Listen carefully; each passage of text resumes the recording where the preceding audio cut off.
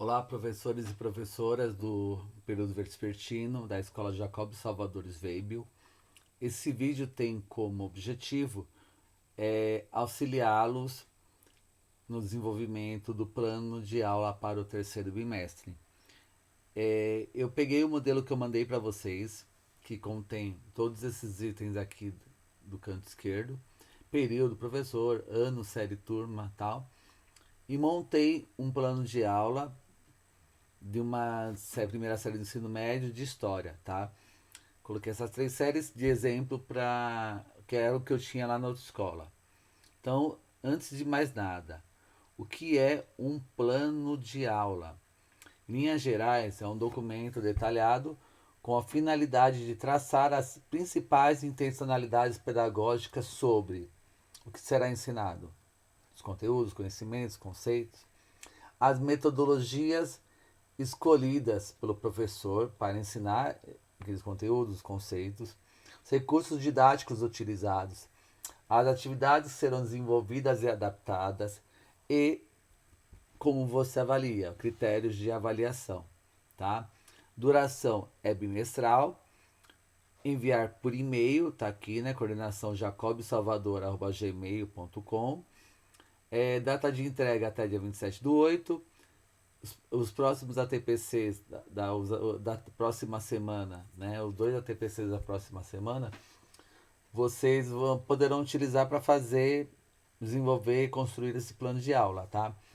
E também aqui tem os materiais que vocês podem consultar, vocês podem procurar em outros lugares também, incrementar, mas o básico, o essencial está aqui. O material da nossa rede estadual.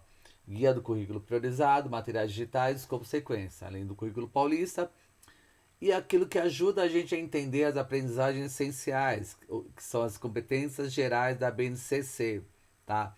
Ou seja, o que o aluno deve aprender, ser competente para fazer, tá? Durante a escolarização. Então aqui são 10 competências durante toda a escolarização dos estudantes, tá? Isso é um marco legal que ajuda a gente a entender as aprendizagens essenciais, tá? Retomando aqui agora, nesse plano de aula. Então, professor Cassiano, primeira série do ensino médio, as turmas estão aí, componente curricular, história. Tal. Aprendizagens essenciais. Como que eu cliquei lá no repositório, busquei lá no acervo digital, fui lá no guia do currículo priorizado. Para o vídeo não se alugar tanto, aí o que eu peguei?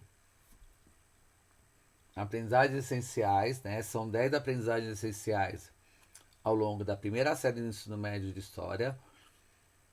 Só que essas 3, 5, 6 e 7, elas são essenciais para o terceiro bimestre, tá? Então, dessas aprendizagens essenciais, vem as aulas e os conteúdos, tá? Então, por exemplo, eu procurei construir, para quem for olhar meu plano, entender de onde eu puxei, de onde eu peguei para chegar nessas aprendizagens essenciais. Eu vou também trazer os conhecimentos, os conteúdos e em quais aulas eles estão dentro do material digital no livro do estudante, tá? Então, por exemplo, a E5, que envolve identificar as reformas religiosas e a contra-reforma na modernidade, relacionando-as à formação das monarquias nacionais, absolutistas e ao mercantilismo. Nesse contexto europeu, né, do século basicamente 15 e 16, vem as aulas 1 e 4, que trata em linhas gerais desses grandes temas: contra-reforma, absolutismo, modernidade e mercantilismo. A E6, que tem como foco analisar a diversidade sociocultural e a organização territorial dos povos originários da América, essa aprendizagem essencial envolve esses conteúdos que estão basicamente entre as aulas 5 e 10. Diversidade cultural entre os povos indígenas, originários, patrimônio histórico, grandes navegações, colonização, imaginário europeu. São aulas daquele material digital, lá dos slides, né? A E7, que é analisar as práticas colonizadoras espanhola e portuguesa na América, considerando as relações de poder, estratégias de ocupação territorial e as dinâmicas entre europeus e indígenas, essa aprendizagem essencial está dentro desses conteúdos, né? Ela abarca esses conteúdos, melhor dizendo. Práticas colonizadoras nas Américas, ocupação dos territórios, forma de resistência, e está nas aulas 11 e 12. Ok. Abarquei nesse conjunto de 3 aprendizagens essenciais as 12 aulas do bimestre dos materiais digitais, do material digital. Situações de aprendizagem que eu estou prevendo, planejando para esse bimestre. Atividades em grupo, atividades individuais, resolução de problemas, simulações de debate. Tal. O que esse professor aqui também pensa como metodologia? Metodologias que ele irá utilizar nas aulas envolvem aulas expositivas dialogadas, uso pedagógico do Tarefa SP, usando o Tarefa SP e fazendo junto com os estudantes um material de aprendizado, de reflexão sobre a aula, de aprendizado sobre os conteúdos e conceitos e como aquilo envolve na prática, né? Porque no caso de história quanto sociologia, o Tarefa SP envolve um texto, um vídeo. A partir disso, ele reflete sobre o conceito que está ali. Tá? Tanto para o aluno não decorar, ele aprender um determinado conceito ou relacionar com uma situação do cotidiano. Tá? No caso de história, no caso de história, no caso assim, de algum preconceito atual. Então, eles tentam fazer essa analogia. Então, é bastante interessante usar pedagogicamente o Tarefa como outras plataformas. Registro no caderno e avaliação oral. Tá? Quantidade de aulas que esse professor está prevendo. Então, são 20 aulas, basicamente, de história no bimestre. São 2 aulas por semana. Tá? Ou seja, 2 aulas para retomada das aprendizagens dos bimestres anteriores. Por exemplo, aquela semana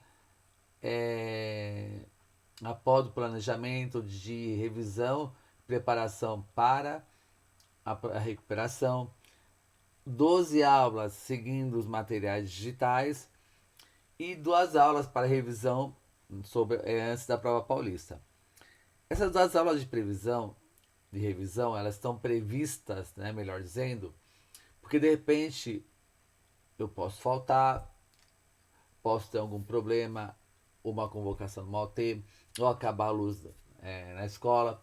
Então não consigo abarcar essas 12 aulas de uma forma mecânica, né? Então o planejamento ele não é mecânico.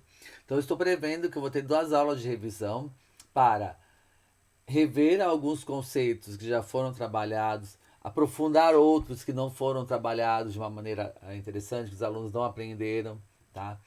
Aí depois tem 2 aulas, que são 2 aulas dentro da semana da prova paulista. E a semana seguinte da prova paulista, 2 aulas com uma devolutiva e análise dos resultados da prova, aprofundar certos conceitos, rever, dialogar com os estudantes sobre como foi o bimestre. Tá? Forma de avaliação que esse professor pensa. Participação e registro da aula, 20%. Tarefa SP, 20%. E lembrando, o Tarefa SP ele vai entrar com uma coluna a mais de avaliação no diário de classe do professor, né, da formação geral básica.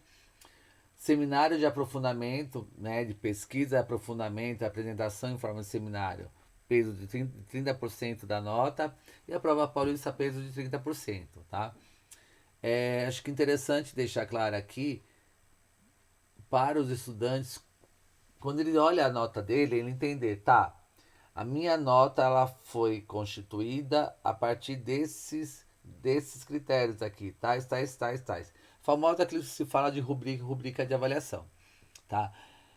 Lógico, tem coisas mais aprofundadas aí, mas em linhas gerais é você mostrar para o seu estudante que aquela menção, aquele conceito que ele tirou no bimestre, aquela nota, ela foi constituída por vários instrumentos de avaliação. No caso aqui desse professor, por 4 instrumentos, em linhas gerais.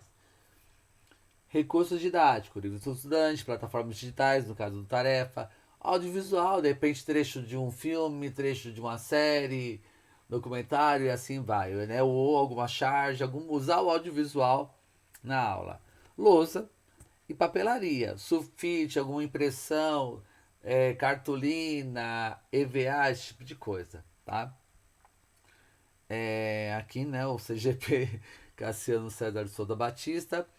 É, bom, gente boa, esse plano de aula ele teve como finalidade, então, auxiliá-los na construção do plano de aula. Estou à disposição, encerro o vídeo aqui e a gente volta a se falar nos ATPCs.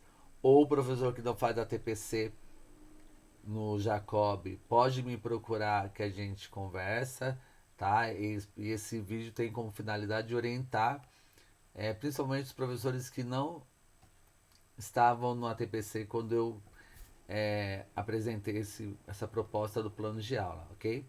Encerro por aqui, a gente vai se falando. Abraço e até mais.